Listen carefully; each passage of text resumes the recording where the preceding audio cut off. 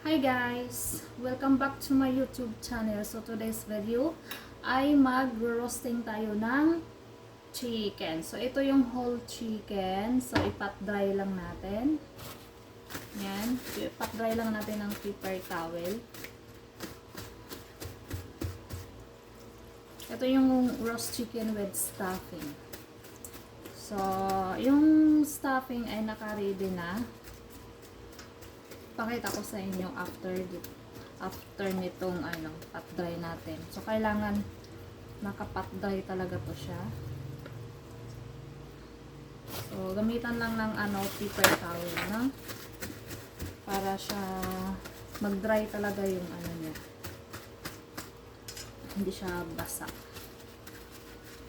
Okay. So ganito lang siya, guys. Maganda to sa lunch or dinner. Pag halimbawa may bisita kayo, ito yung pwedeng ito yung ihahanda nyo. Okay? So yan. So after nito,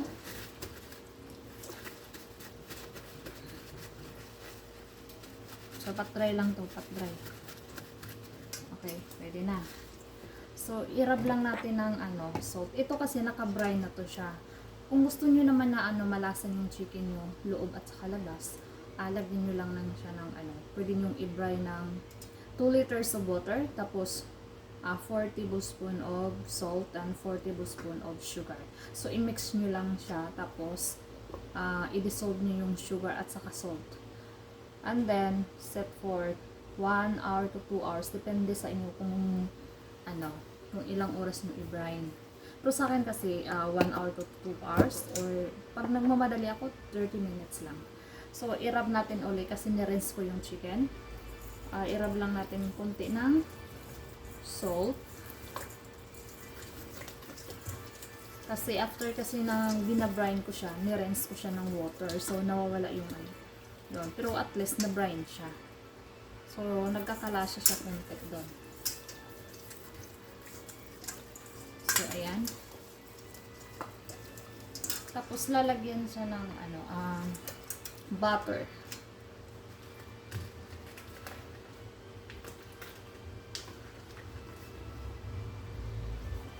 So, ito yung butter. Ginagamitan ko lang siya ng Anchor butter. Salted butter.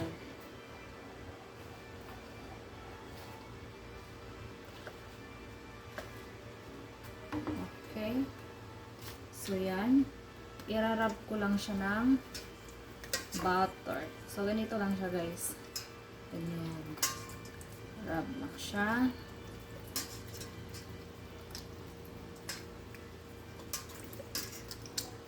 So, kailangan marab siya lahat. Pati yung loob niya. Yan, irab lang siya, pati loob. So, yan, irab lang siya. Pati yung loob ng skin niya. Yan.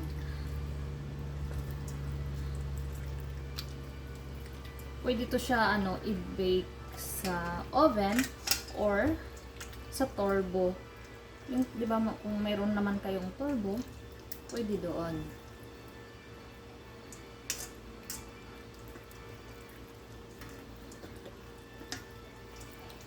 So, ayan, pwede na siya. Ayan.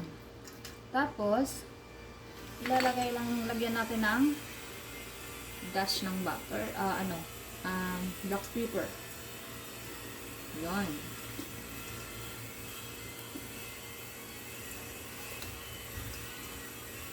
Okay. So, ngayon, maglalagay tayo ng stuffing. Itong stuffing na to ay bread, plain bread. Ang nilagay ko kasi hindi siya matamis. Tapos chop onion, finely chop onion, kunti lang. Tapos pinch of ground onion, ground black pepper, and thyme, at saka chop na butter, konting butter. At saka, naaatsi ako sa ano, white pepper, pinch lang. At saka, ano, sage. At saka kunting salt. Yan. Kung gusto nyo naman, ano, lagyan nyo ng Ajinomoto konti. So, lagyan natin konti. Yan. Tapos, i-mix nyo lang. At hindi mawawala yung lemongrass, no? Depende sa inyo kung gusto nyo mabango yung chicken nyo. Depende sa inyo kung lalagyan nyo. Minsan kasi hindi ko na siya nilalagyan. Okay? Pero ito may garlic powder to, ha?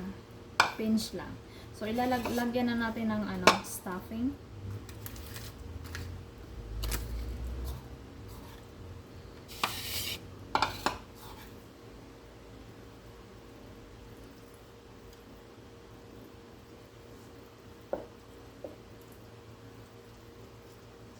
So, yan. Diinan lang natin sa loob.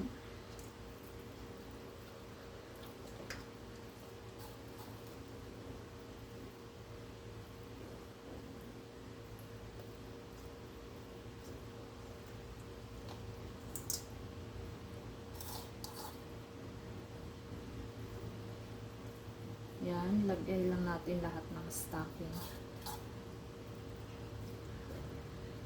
Yun.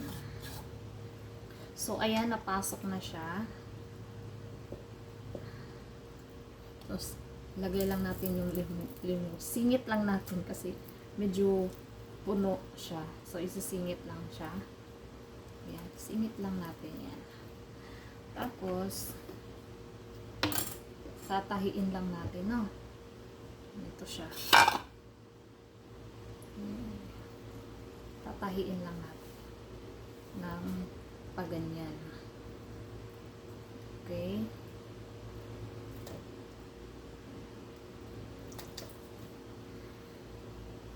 Tatahiin lang.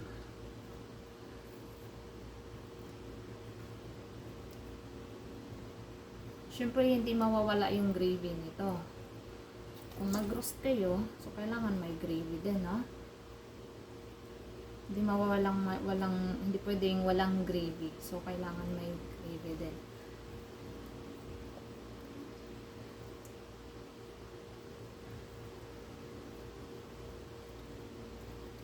Yan. Tatahiin lang natin.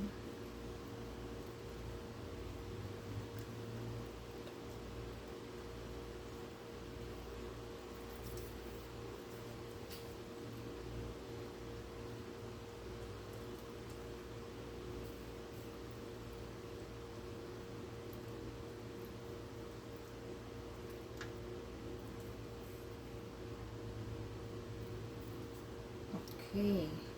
So, ayan. Pwede natin itali yung ano. Tali na natin tong dalawang ano niya. Paa. So, ganyan lang. Ganyan lang siya. Wala kasi akong assistant ngayon. Kaya, ako na yung ako nang magtali-tali. Okay.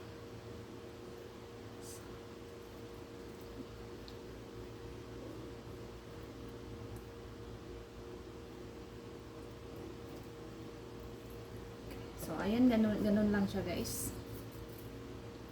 So, ayan. So, ganito na yung chicken natin. So, irap kunti natin ng butter. Ayan. So, ayan. Ready na yung ano natin. Chicken.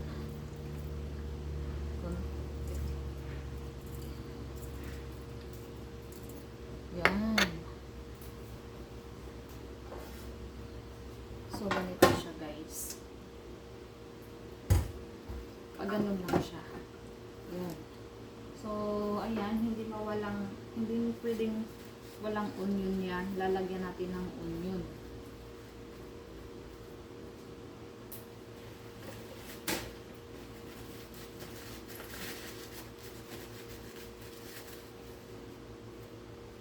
So, ayan, isang buong onion. Ito yung gagawin nating gravy. Pag naluto na yung onion. So, i-beat lang to siya ng ano, uh, 45 minutes.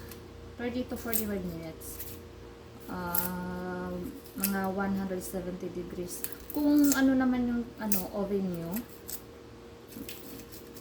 medyo mahina yung init, so kailangan nyo ng 180 degrees. Pero sa akin kasi, mainit kasi yung oven dito sa bahay, so gamitan ko lang ng 170 degrees.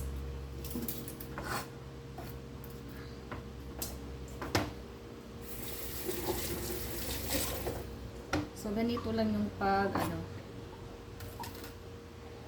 quartered lang natin. Ganyan. Ganyan.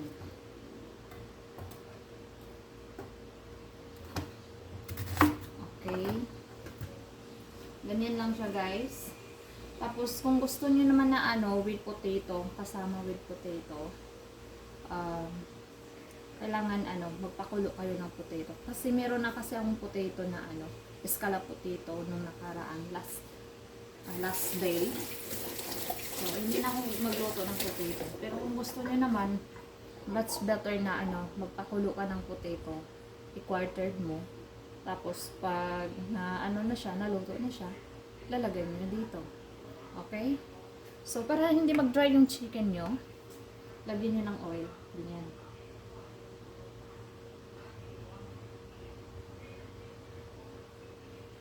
Okay? So, ayan guys, ito na ready for bake. So, thank you for watching guys. So, abangan natin yung part 2 pag naluto na siya. Okay guys? This is ready for bake. Thank you for watching and don't forget to hit the notification bell para ma-update kayo sa bagong videos ko at don't forget to subscribe sa my YouTube channel. Thank you guys. Thank you so much for watching. Bye guys. So, ito pala ang ipapartner ko pala, bago pala, ito pala yung ipapartner ko mamaya. Kasi hindi pala po yung, boring naman kung puro buong manok lang yung boring kung puro buong manok. So, ito yung ipartner ko pala guys. No? Yung, cauliflower. Depende sa inyo kung pakuluan ko. Sa akin kasi pinapakuluan ko or lalagyan ko siya ng cream. Tapos, ito, papakuluan ko lang siya or steam.